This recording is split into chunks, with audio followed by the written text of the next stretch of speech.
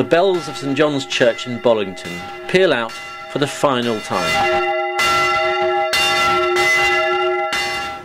Over 200 campanologists from around the country descended on the church over the weekend to mark the removal of the 8 bells and ring the changes for the last time in Bollington.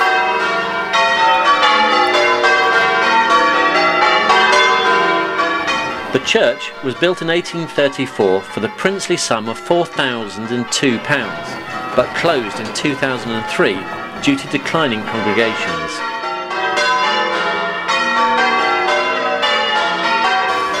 The bells, cast in 1880 by John Taylor and Company, will be dismantled this week by the same company. After being skimmed and retuned, the bells will be hung in a church in Stockton Heath.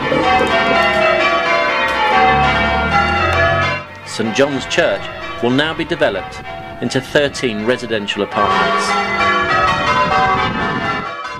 The bell ringers, including some from Bollington, hung up their bell pulls for the last time, bringing to an end a centuries-old ritual of church bells tolling over Bollington.